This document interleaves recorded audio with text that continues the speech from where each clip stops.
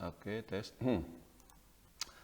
Oke, Bapak Ibu sekalian, sekarang kita mulai ya. Sekarang sudah pukul 8, kita langsung saja pertama ke Pak David Gunawan. Silakan Pak David Gunawan, nyalakan kamera dan juga mikrofon.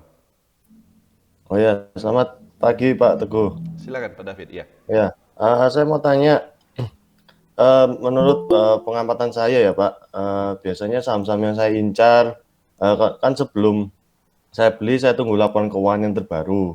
Nah, biasanya tuh setelah laporan keuangannya keluar, itu baru hitungan berapa jam atau sehari itu langsung naik banyak itu, langsung arah atau 25%. Saham apa Pak contohnya?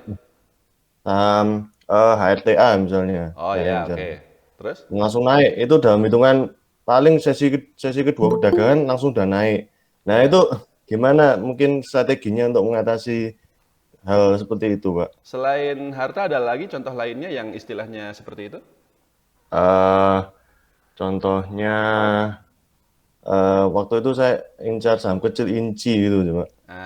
Oke, saya jawab ya sekarang ya. Ya, Oke, ini kan pasti pertanyaan banyak orang nih, soalnya memang sering terjadi yang Pak David alami seperti itu. Jadi kita menunggu kepastian laporan keuangannya bagus dulu ya, tapi begitu laporan keuangannya keluar, hanya dalam hitungan menit bahkan, hanya dalam hitungan menit, sedangkan kan begini loh, di websitenya IDX itu tidak ada fasilitas notifikasi. Jadi kita harus secara manual ngecek di situ. Kalau saya sendiri biasanya sore setelah jam pasar. Tapi kadang ada misalnya laporan keuangan itu keluar ketika jam perdagangan, misalnya jam 10, jam 11. Misalnya keluar jam 11. Jam setengah 12 itu sahamnya udah langsung naik. Sedangkan kita misalnya ngelihat laporan keuangan tersebut pas jam satunya sudah keburu naik gitu seperti itu. Nah, solusinya bagaimana kalau terjadi seperti itu? Pertama, biasanya saham yang naik langsung ARA atau kadang sampai ARA gitu ya. Meskipun jarang juga sih, biasanya naiknya kenceng tapi nggak sampai ARA juga. Misalnya naiknya 10%, 20% dalam satu hari, sesaat setelah laporan keuangannya keluar, itu biasanya saham-saham yang tidak liquid. Saham-saham yang tidak liquid. Yang nilai transaksi ya, bukan volume transaksi. Yang nilai transaksinya itu dalam satu hari mungkin nggak nyampe 1 miliar dalam kondisi pasar yang normal. Kalau lagi agak rame baru 2 atau 3 miliar, tapi itu kecil sekali ya. Karena kalau misalnya kita lihat saham-saham yang big caps, itu kan nilai transaksinya itu bisa sampai ratusan miliar rupiah sehari. Saham-saham modal BRI, Telkom. Jadi kalau saham-saham kecil ini apa? Kalau ada yang ngeborong gitu istilahnya, contohnya harta lah, saham harta itu kan overnya itu paling ratusan lot. 100 lot, 200 lot. Harga sahamnya sendiri berapa? Kalau nggak salah 200-an. iya, 200, iya harganya 200-an. 200, 200 misalnya. Yang pasang over itu misalnya 1000 lot. Nah 1000 itu udah cukup banyak sebenarnya untuk saham seperti harta. 1000 lot dikali 200 rupiah, cuman 20 juta Pak. 20 juta, artinya kalau ada orang beli saham harta itu senilai 100 juta, ya sahamnya langsung naik 5 tangga. 5 tangga itu bisa berarti 5%. Gitu. Jadi itu memang sering terjadi pada saham-saham yang tidak liquid. Kalau misalnya sahamnya liquid, biasanya kenaikannya kadang memang naik juga ya 2%, 3%, 4%, tapi nggak pernah sampai arah juga. Boleh perhatikan. Jadi misalnya saham-saham perbankan yang besar-besar atau nggak usah yang gede-gede banget, yang second liner, tapi yang cukup liquid ya kan banyak ya, batu bara, sawit, properti, konstruksi dan seterusnya. Itu kalau misalnya laporan keuangannya keluar dan hasilnya bagus, mungkin sahamnya naik tapi naiknya tidak terlalu tinggi. Mungkin hanya 2%, 3% atau 4%. Nah, jadi itu memang sering terjadinya pada saham yang tidak liquid.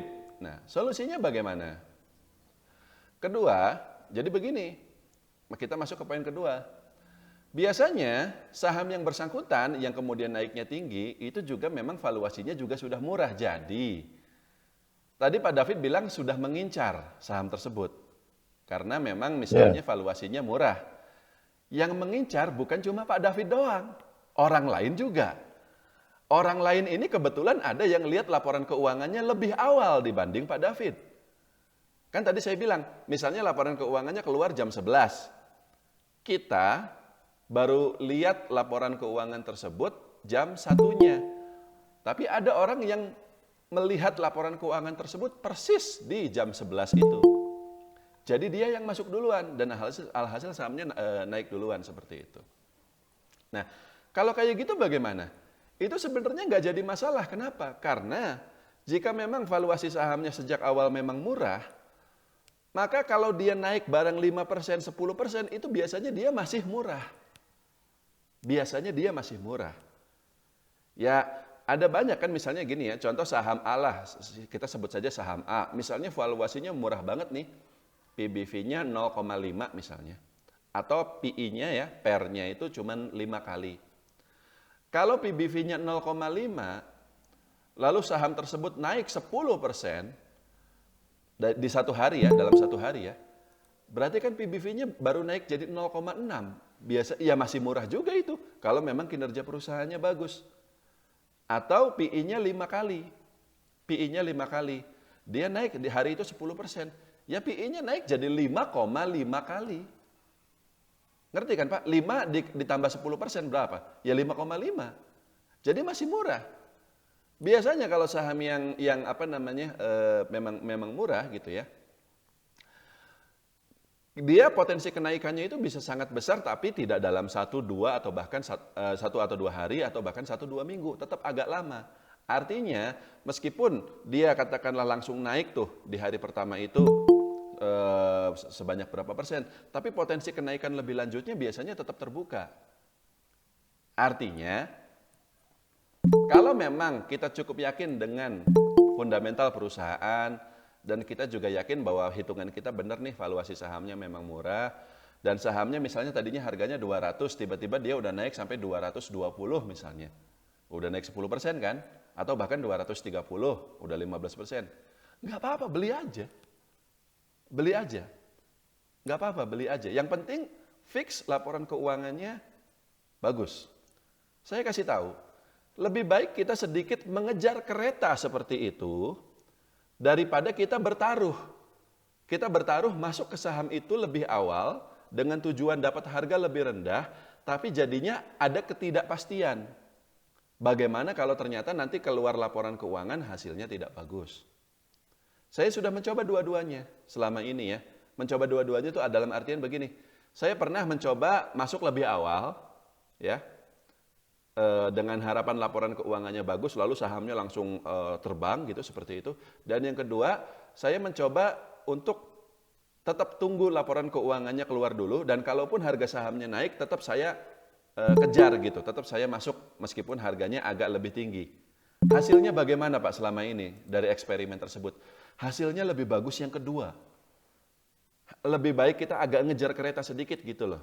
Tapi fix laporan keuangan perusahaan bagus, fundamentalnya bagus, dan meskipun mungkin sesekali saham itu turun lagi, tapi kalau memang laporan keuangannya benar bagus, dia tetap pada akhirnya akan lanjut naik dalam waktu beberapa bulan ke depan.